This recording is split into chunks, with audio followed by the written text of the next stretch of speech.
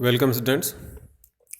आज मैं आपको थर्मोडायनेमिक्स में एक इम्पोर्टेंट टॉपिक मैक्सवेल चाल वितरण नियम बताने जा रहा हूँ। तो ये जो मैक्सवेल चाल वितरण नियम है, इसका वही कथन है लगभग जो मैक्सवेल वेग वितरण नियम का होता है।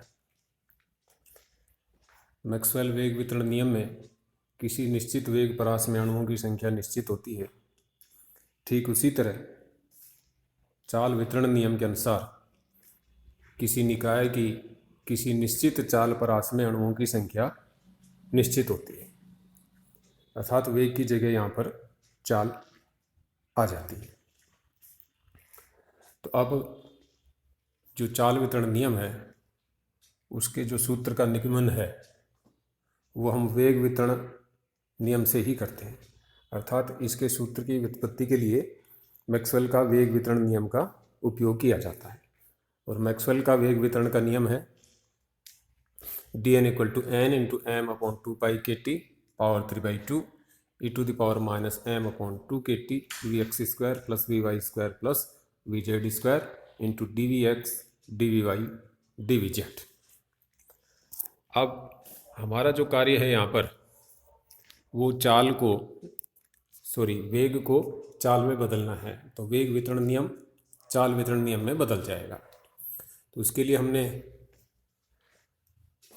अणु की चाल मान ली c। तो अगर कोई अणु किसी चाल से c से चल रहा है तो वो आयतन कवर करेगा 4/3 पाई c³ 3D में।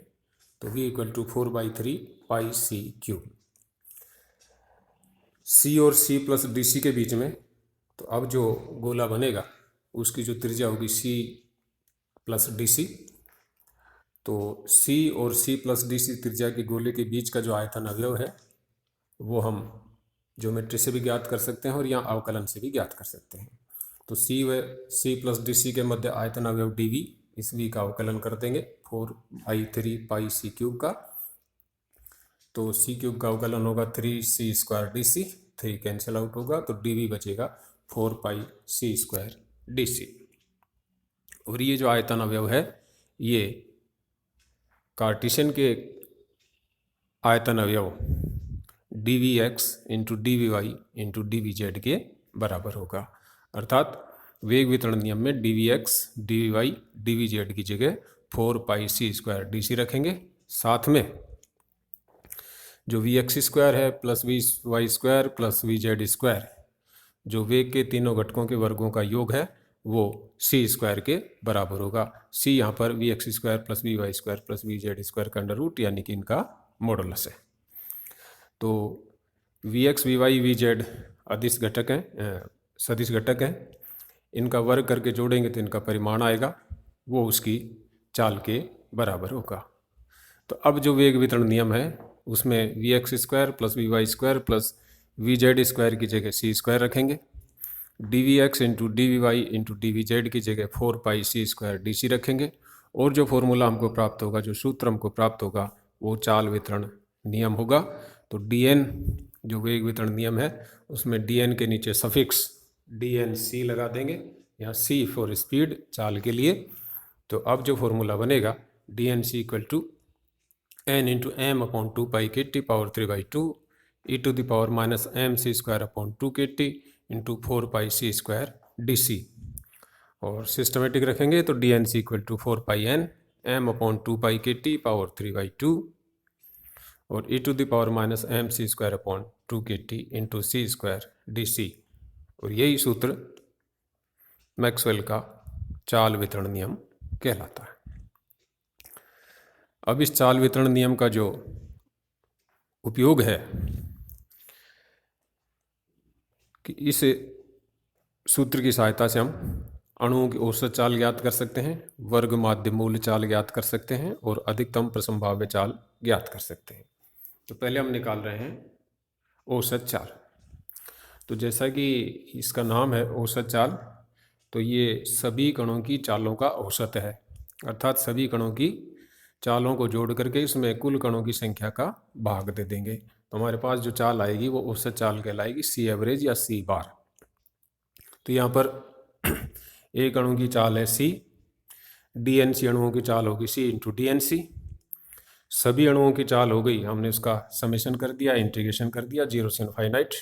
अब यहाँ ये बात ध्यान रखने की है कि अणुओं का वेग सदिश राशि है तो उसकी लिमिट तो माइनस इनफाइनाइट से प्लस इनफाइनाइट होगी, जबकि चाल अदिश राशि है तो उसकी लिमिट 0 से इनफाइनाइट होगी।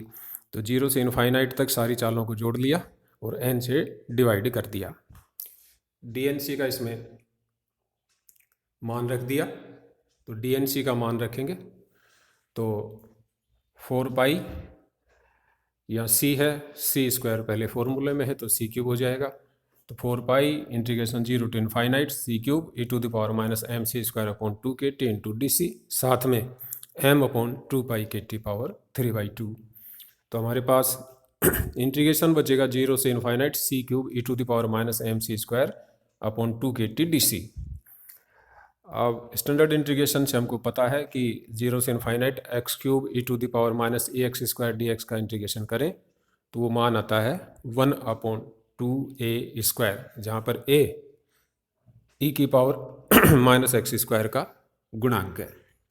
तो यहाँ पर एक्स स्क्वायर की जगह सी स्क्वायर हो गया और इसका जो गुणांक हो गया m/2 के टी, ये a की जगह हो गया। तो इसका इंटीग्रेशन होगा 1/2a स्क्वायर यानी कि 1/2 m/2 के टी का स्क्वायर।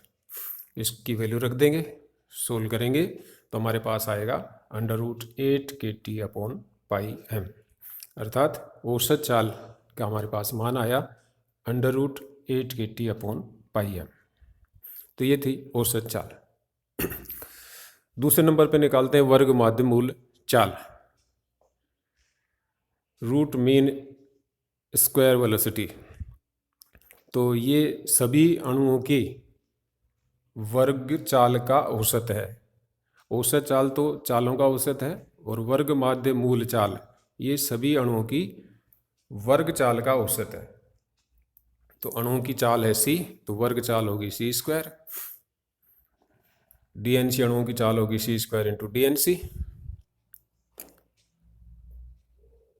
इंटीग्रेशन कर देंगे 0 से इनफाइनाइट, तो सभी अणुओं की वर्ग चाल का योग हो गया।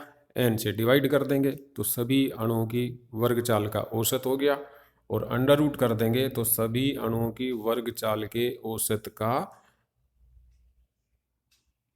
मूल हो गया, वर्ग मूल हो गया, रूट हो गया।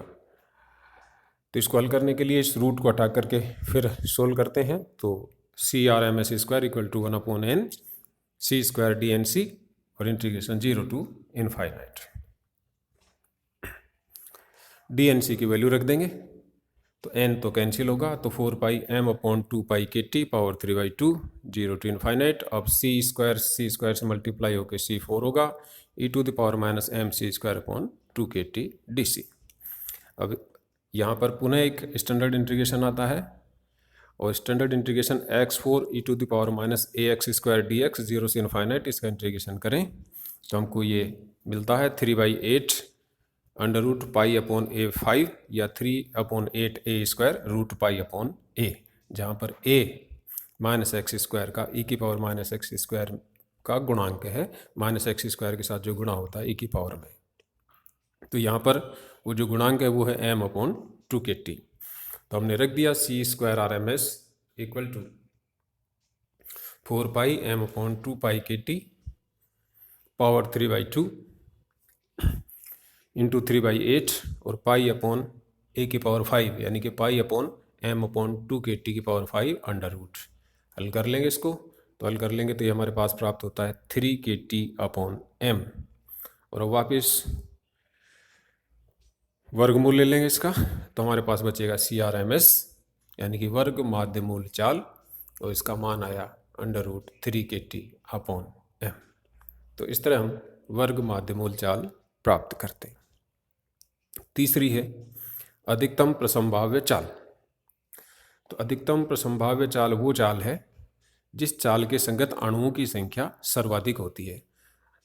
तो जैसा कि मैक्सवेल की कल्पना है कि सभी अणु सभी दिशाओं में सभी संभव वेग से या सभी संभव चाल से गतिशील रहते हैं, तो कोई ऐसी चाल भी है जिस चाल के संगत अणुओं की संख्या सर्वाधिक होती है। तो वो जो चाल है वो अधिकतम प्रसंभाव्य चाल कहलाएगी। तो उस चाल के संगत अणुओं की संख्या अधिकतम होगी या उस चाल के संगत पाए जाने वाले अणुओं की प्रायिकता भी अधिकतम होगी। तो प्रायिकता अधिकतम होगी यानी कि पीसी प्रायिकता सी के अकॉर्डिंग या सी के करस्पॉन्डिंग वो मैक्सिमम होगी। अब प्रायिकता कहाँ से निकालेंगे हम? तो प्रायिकता जो हमने प्रारंभ में मैक्सवेल वेग वितरण नियम निकाला उसमें डीसी के अलावा जो राशि बचेगी, हमने पीवी एक्स की वैल्यू निकाली थी और फिर पीवी एक्स डीवी एक्स लिया था हमने। तो जो डी एक्स को छोड़ देंगे तो वो वी एक्स के संगत प्रायिकता बचेगी और डी सी को छोड़ देंगे तो सी के संगत प्रायिकता बचेगी चाल वाले फॉर्मूले से। तो हमने सी यानी कि चाल के फॉर्मूले में या चाल वितरण नियम के फॉर्मूले में डी सी को छोड़ा तो हमारे पास जो राशि बची वो पी सी बची और वो पी सी अधिकतम प्रसंभाव्य चाल पर मैक्सिमम होगी यानी कि सी इक्वल टू सी एम पर पी सी मैक्सिमम होगी। जब पी सी मैक्सिमम होगी तो पी सी का जो प्रथम अवकलन है वो शून्य होगा यानी कि d p c upon d c equal to 0। तो डी अपॉन डी सी और पी सी की वैल्यू रख दी यानी कि प्रायिकता की वैल्यू रख दी 4 पाई एम अपॉन 2 पाई के T power 3/2 e to the power minus m c square upon 2 के टी इंटू सी स्क्वायर और इक्वल टू 0। अब चूंकि यहाँ पर जो अवकलन कर रहे हैं हम वो सी के रिस्पेक्ट में कर रहे हैं तो जितनी भी राशियाँ हैं ये 4 पाई एम 2 पाई के टी ये सब कांस्टेंट हैं तो उसको हम अवकलन से बाहर ले सकते हैं। इक्वल टू 0 है तो 0 हो जाएगा तो हमारे पास फिर अवकलन के लिए बचेगा d upon d c e to the power minus m c square upon 2 के टी इंटू सी स्क्वायर। इसका अवकलन करना होगा तो एक बार सी स्क्वायर का अवकलन करेंगे e to the power minus m c square upon 2 के T as it is c square का अवकलन 2c plus c square as it is और ई की पावर का अवकलन तो ई की पावर का अवकलन as it is e to the power minus m c square upon 2 के टी।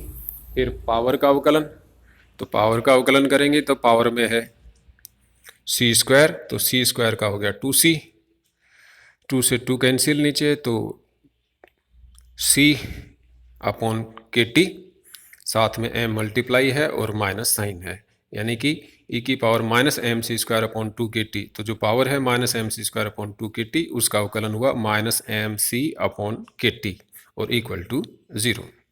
अब इसमें ई की पावर जो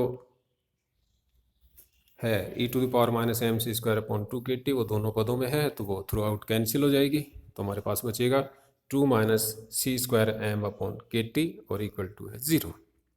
और यहाँ से सी की वैल्यू हमको प्राप्त होगी तो सी स्क्वायर इक्वल टू 2 के टी अपॉन एम या c equal to c m equal to root 2 के टी अपॉन एम अर्थात अणुओं की अधिकतम प्रसंभाव्य जो चाल है वो रूट 2 के टी अपॉन एम होती है।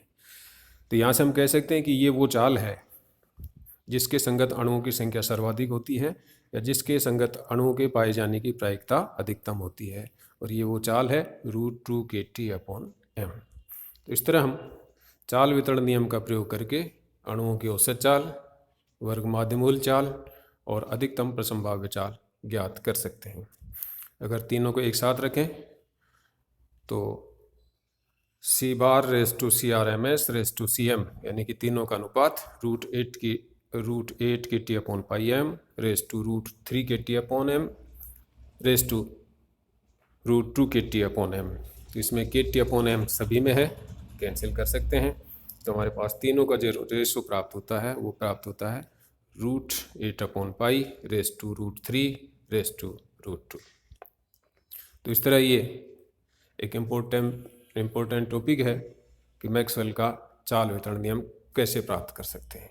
तो पुनः एक बार हम बता दूं कि इसका सीधे डेरिवेशन ना होकर के ये वेग वितरण नियम से ही प्राप्त होता है और वेग वितरण नियम में वेग को हम चाल में बदल देते हैं और वो जो फॉर्मूला प्राप्त होगा वही मैक्सवेल का चाल वितरण नियम कहलाता है। आज के इस लेक्चर में इतना ही। धन्यवाद।